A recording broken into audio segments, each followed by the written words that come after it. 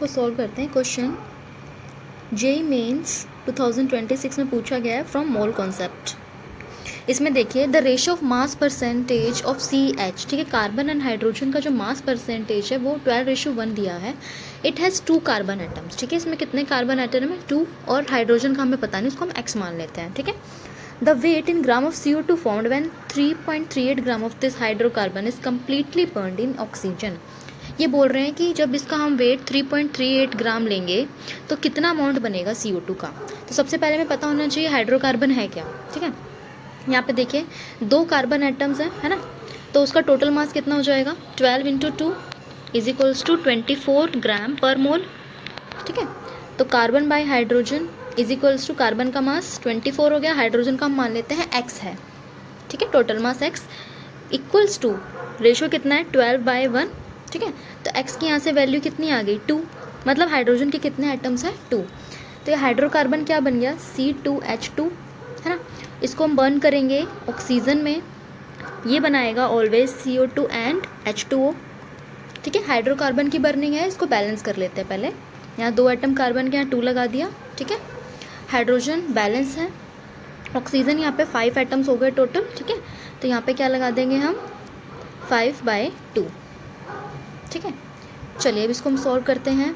Hydrocarbon का amount दिया हुआ है 3.38, ठीक है। सबसे पहले हम इसके मोल्स निकाल लेते हैं। क्या निकालेंगे मोल्स।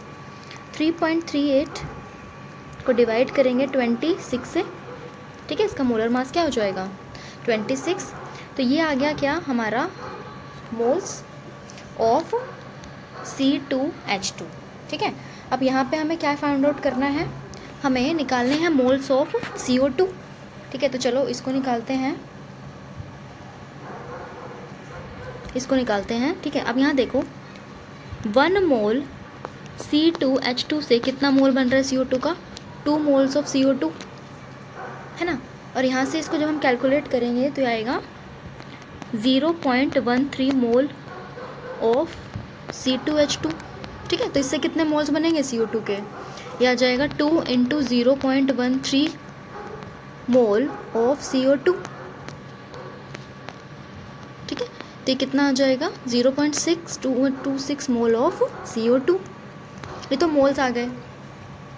मास ऑफ CO2 कैसे निकलेगा, mass of CO2 = 0.26 moles into molar mass of CO2।